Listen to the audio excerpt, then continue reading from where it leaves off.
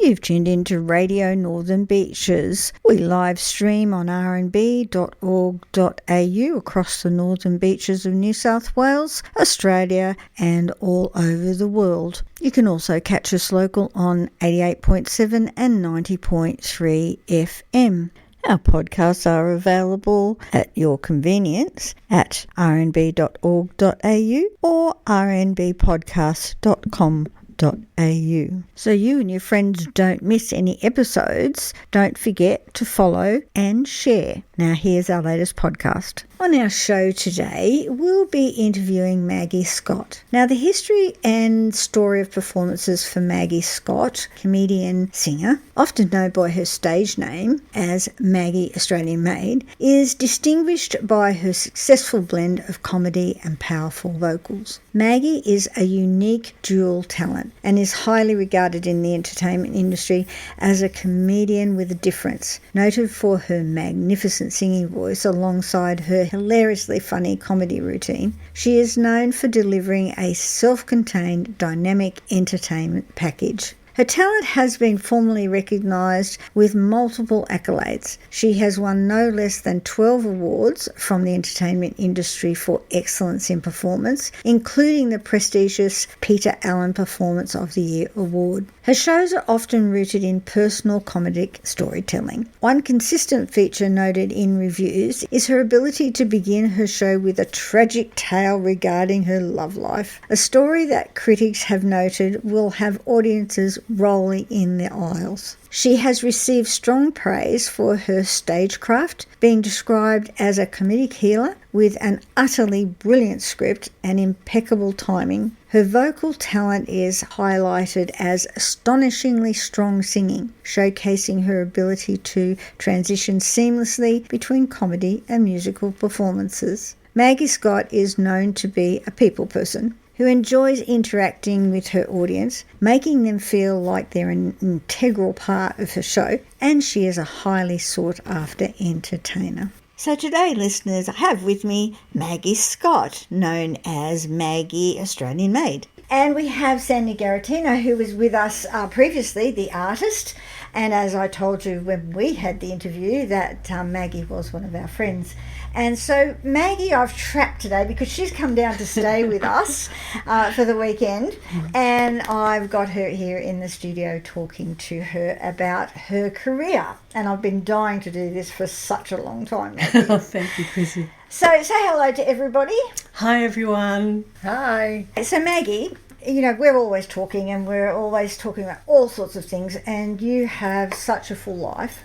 But I want to concentrate for the moment on how you actually got into the industry, and then we'll go from there. I think as a child I was very, very much wanted to perform for people, you know, gave me attention, and being the 10th child of 13 children, you know, I really had to work on it and be better than the others. And I was really lucky that my aunt was a ballet teacher out at Bondi, and my grandma played the piano. And so I'd go out there on my school holidays and get taught to dance. And then my grandmother paid for my piano lessons at the convent. And it was just, I loved it so much, and it sort of gave me so much confidence in myself to be good at it. Yeah, and where were you living at that time? We were brought up in Belmore. Okay. My grandma was at Bondi, and she always had lemonade in the fridge and biscuits and that. Oh, lovely. I loved that. And right near Tamarama Beach, and so it was a wonderful holiday time. And every night, you know, if we learnt new routines or anything, I'd do the new routines for my aunt and my grandma, and it was like I was in heaven because I loved what I was doing, but I also loved to be around, you know, getting the attention from my grandma and auntie, and what it was a wonderful really nice childhood. time. Yeah, Fantastic. Exactly. And so you went from there, and did you perform at school? Yeah, I did lots of. I played Fagin in Oliver at school. I love loved that show. Me too. I loved all the character things, and did lots of sort of. I think I came second in the oratory. You know, the things that you did at school for oration, or is that what it is, Sandy? Yeah.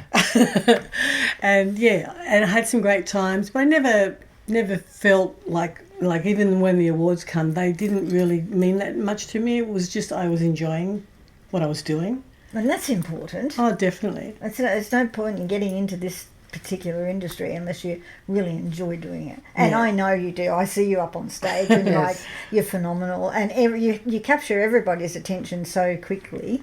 There's you never hear any chatter in your shows or whatever. They're all sort of honed in on you.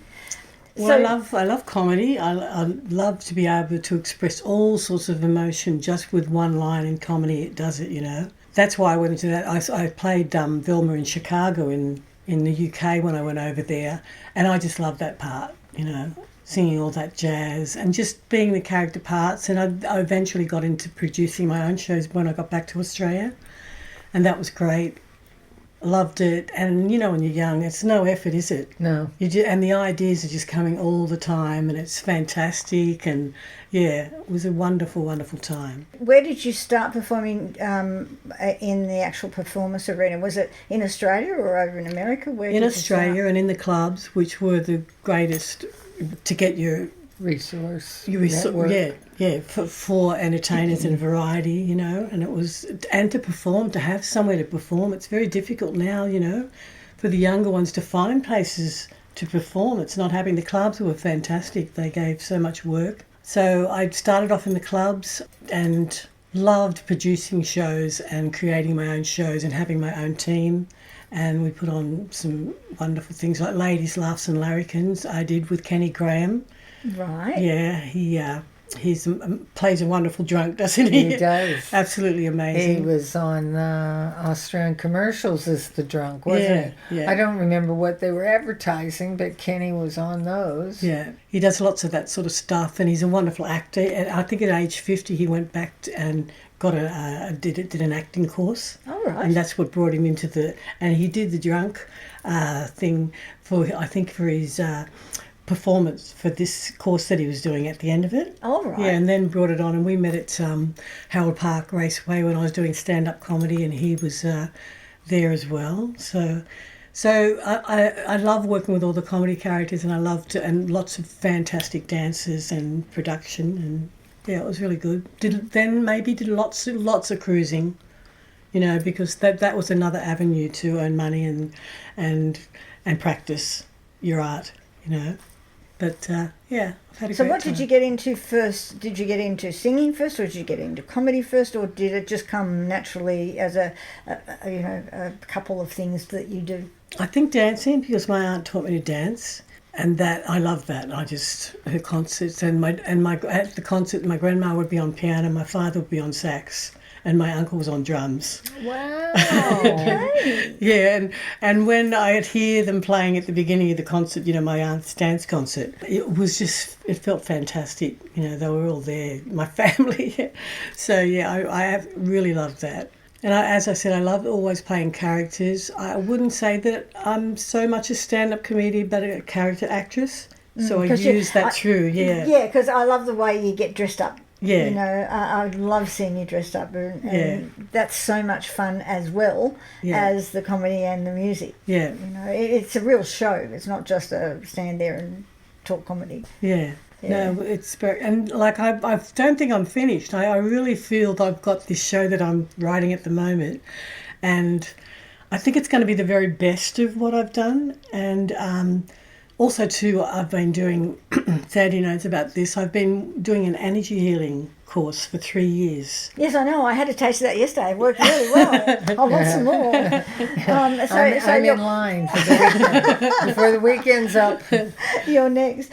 So you're fully qualified now, aren't you? Yeah. And it's amazing because it's really helped me grow and evolve and all those sort of things, and understand and be more self-aware. So I've sort of got more to offer now, because I feel like I'm presenting this authentic person now, rather than someone who's doing her tricks in the lounge room for a grandma. Yeah. Yeah, I get where and you're I'm coming feeling from. really good about it. And it's going to be something, I'm not going to be worried about the outcome. I'm just going to do it for me and just see what happens Well, there. I think you pretty well do that anyway, because you have so much fun up on that stage. It's contagious. Yeah. It really is. Yeah. Thank you. Okay, so where did the name Maggie Australian Maid come from? And that's spelled M-A-I-D, not M-A-D-E. I remember seeing an advert for Reg Livermore, I was his fan. Did you ever see Reg Livermore in the Bijou Theatre and that? He was just, he brought the masses into the theatre. People that would never walk into a theatre, they came to see him. And I saw every one of his shows and I was really affected by, he played the characters too. And I loved the music that he used, the Leo Sayer music. So with my show, I've been doing a lot of Meatloaf because I love... Oh, really? Yeah, I love rock opera. Okay. Because I'm so theatrical, I love the words of songs. And then to create them with music and dance and I'm learning flamenco dancing at the moment. That's going to be in my next show. That's the best. I want to see that. Yeah. I want to see that. It is the best. Like, as you're getting older, you can just shake your arms around and move your feet around as I'm doing.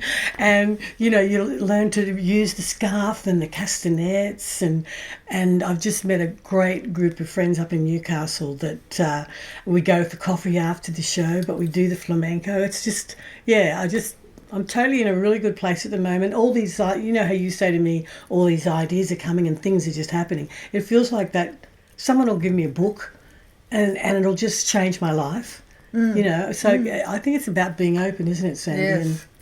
I'm waiting for the ideas to come to you. Not so much chasing them. I found lately I don't have to chase anything. It all just falls in my lap and things happen. And it's funny that our paths are all three of us, our paths are sort of doing that at the moment. Yeah. So, it's really, not hard, is it? No. It's just happening. I feel that too.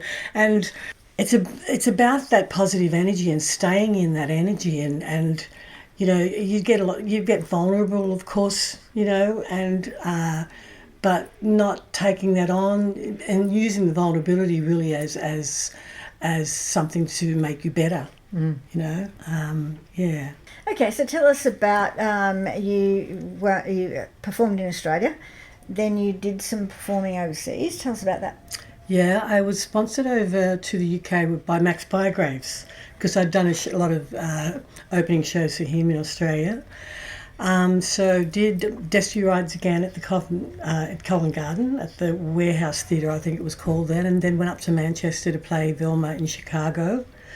And so did a lot of things over in the UK, learnt so much, and that was really interesting. And then I think I came back home here, back to Australia in, I think about 86 or that, and then I had my first daughter in 88. I came home to spawn, had the children, and that was the most wonderful time in my life. You guys know, as your kids, it's just everything to you, they're there. Yeah.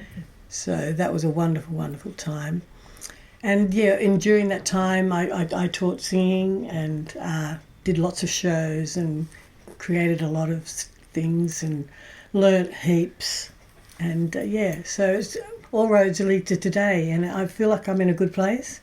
I've attained a lot of skills throughout my life, and now I can use them maybe in a different way, present them in a new way. But I'm excited. Yeah. We're excited, aren't we? Yes. We are. We've got a new venture happening. We'll tell you about that another time. Yes. Okay, so you had the children, you did your piano, you sing and whatever. Then what was the time like between then and when you started doing the cruising? They sort of rolled into one another, but when the club work started to sort of die down a lot, the cruises took over, and there was lots of work for Australians and all over the world, and that was a great time because I presented different shows there.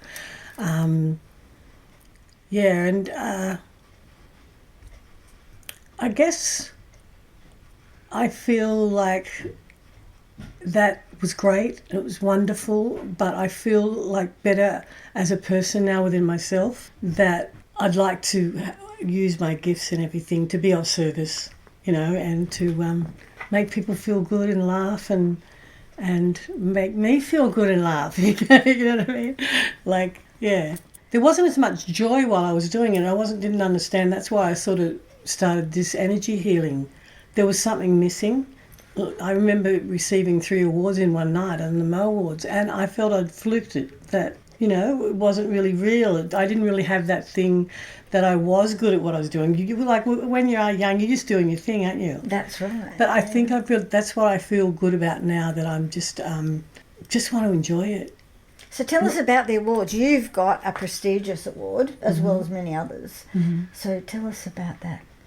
Yeah, that was wonderful. I received about 13 awards from the Mo Awards and the ACE Awards over probably 10 years, and I was on a roll, and, you know, just the awards nights, and just fantastic. I'm so proud of that, and I'm proud of all the people that I've worked with in the past too, and the fun we've had, and what we've created together.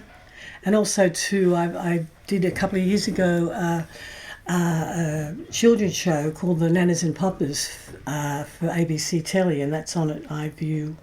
Is it iView? Yeah, now you can watch them. And there's like 22 musical clips from 4 of us, the Nanas and the Poppers. Yeah, I went to see that with my grandson. All right. And it was wonderful. The kids had a wonderful time. Yeah, it's fantastic. Yeah. Do you think that'll continue?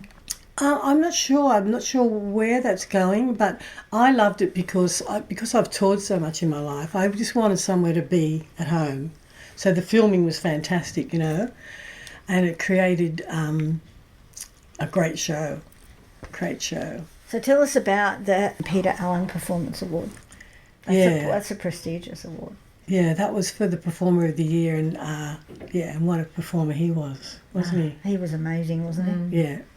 Yeah, all these people have inspired me through my life. Yeah, and it was great to get these awards, but I always felt that I got to move on and do, you know, like be better. And now I'm feeling I'm just going to be me. That's a good idea, because you is something special. Yes, very special. Just be you. Okay. Yeah. And I'm looking forward to you getting onto the stage shortly and showing everybody on the Northern Beaches what you're all about. I so know. that's coming up. Watch this space. We'll tell you about that. It's coming. So that will be wonderful. Thank you, Chrissy. I know how I met you, but how did you meet Sandy? You introduced me to Sandy, but how did you and Sandy meet? Well, that's a long story. Well, a short story. Your sister.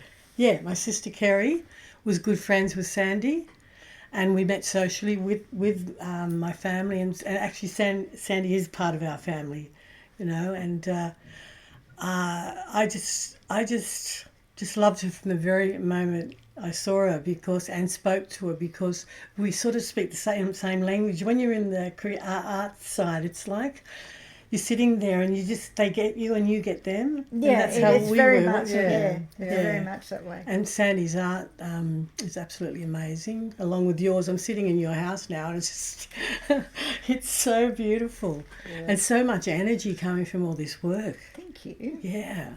And I was involved with Maggie's children from the time they were 9 and 10 until they were adults, and so we sort of co-mothered a bit. Yeah. And they're gorgeous, wonderful to have them in my life as well. And Maggie lets me, you know, be part of their life, and a wonderful part of their life. Yeah, so that's kept us connected as well.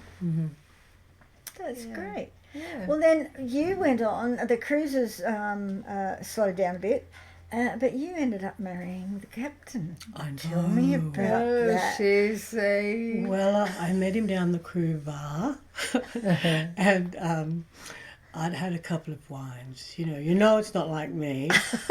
And not going there. I was eating a packet of crisps, and someone said, "There's the captain." So I said, "I've never met a captain before." So I went over to him and I had the chips in my hand. I said, "Would you like a chip?" And that was it, you know. Chips that pass in the night. And I'm really happy now. We're living up in Lake Macquarie, and he is a wonderful man. I've been married 3 times, and every marriage I had, I gained something from it, you know. And for me, it was like a work in progress, and I'm feeling fantastic now, and everything for me was not about blaming the part. Well, it wasn't the past. Blaming the partner for me not being happy. I realised that I'm not making me happy, and that was a big light bulb moment. That's a lot of people blame everybody else for their problems, but Yeah. If you are not happy in yourself and you're not looking after yourself, then that unhappiness is presented to everybody else, and you blame them for it. Yeah. And people need to look inside first, don't they? Yeah. But you have fun with these marriages because you get on stage and you have people rolling around the aisles telling them about your love life. I know, no. It's been a big journey of research. But I, it's only when I realised I moved up to Lake Macquarie and I had all this time to myself, and you know how you look into your inner self and I didn't like myself. So that was the beginning, to just see who I actually was. Who am I, And the self-awareness, having quiet time. I joined a harmony centre up there, so learnt meditation, how to quieten the mind, all those sort of things. And it's like amazing to be in that state of mind now. So it's wonderful. But how did you actually come to put this together so that it's so hilarious? How did you sit down and write this and then perform it? Yeah. Well, when I was writing the show, my husband at the time, he helped me. And I'd do things in the show that he would say to me. But we also wrote down and did things. And, it's very difficult to describe, but we did a lot of vision stuff at the back of the show, which is really hilarious. He helped me with that too. But I remember saying to him, in the early stages of when we were together, I said, look, we've drunk every single night that I've known you. What if when we sober up, you don't love me? He goes to the fridge, gets a beer out, has a swig and says, well, let's not risk it. And that was just so funny to me. So I started the character of Waka, my first husband. Yeah. Yeah.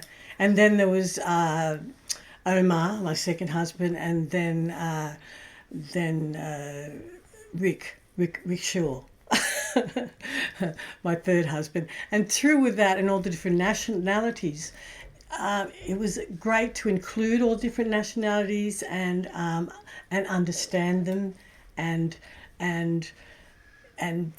just realising that we've got more in common than what we have not in common. And that was a great experience, just going through the son Abdullah, who he went to the mosque every Sunday, and he did come home with a better pair of shoes. And things like that, just like celebrating the cultures and what and it was fantastic. It was really I learned so much about myself and just to be there and listen to people laugh. It's just the best thing. It is. Well, you get a lot of laughter. Even in your more serious ones, you can still manage to get that little nip every so often where people just have to crack up. Yeah, and you've got to have. We know this. You've got to have a sense of humour in life, and and that's what I loved. I love creating that and those words, and then I love the music associated. I love all the dances we used throughout the years and production people and. And what about your dress up? Because you do some wonderful dress up. I did like dressing up. I think it was like I could hide and be under the dress, and I love the wigs. Yes. Like I think I'm going to wear a wig for this next show I'm doing because I think I'd look better. Like I'm 70 now, so I'm going to make it sort of age appropriate, but not. I'm going to give it a little bit of leeway. You girls can help me with that if you would. The larger than life, because I love the Meatloaf music, and I'm writing a lot of different music now and flamenco. I want to go through all the rhythms around the world. Oh, that would be wonderful. Yeah, I'm because really there are excited. some amazing different rhythms. I know, because if you don't know the song, you know the rhythm. That's everything, isn't it? It is. And I love all that ballroom dancing rhythm and the salsas and. So that's where I'm hoping to go. So it's going to be, it'll be the show about, and I'll add some of the married life stuff because I love that. I love that. And most people can relate. Yeah. Maybe not 3 husbands, but they can relate to the humor of relationships. Exactly. Yeah. Or lack of it. Yeah. Yeah. It's so much fun, isn't it? Yeah. Just delving into all that. Maggie, it's been so wonderful having you here, and I'm sorry I trapped you into an interview, but it's been a great thrill having you down for the weekend and showing you around and looking at doing new shows and songs, and we get up to all that mischief. Yeah. So thanks so much for talking to us and the listeners and letting know about you. Thank you so much. Thank you, Chrissy. And it's been wonderful hearing Maggie's stories, some that I haven't heard yet. So that was wonderful. Thanks for letting me be a fly on the wall. Thanks, Sandy, for joining us. Much appreciated. Pleasure. Thank you. I've been doing a lot of meditation lately. It's better than sitting around doing nothing. And I've been studying Feng Shui. You heard of that? Yeah. Furniture in the house, very important. Life is all about balance. I've been divorced twice. I've got no money. I've just worked out why. Kitchen table's in the wrong bloody spot. So what I mean? But no, life's good. I'm feeling good about life at the moment, you know. I must admit, I hate the thought of getting older. Huh? Just when you can afford to wear the stuff you like, you look stupid in it. Thanks. I was doing my makeup earlier and I just realised that I was blotting out more than I was highlighting.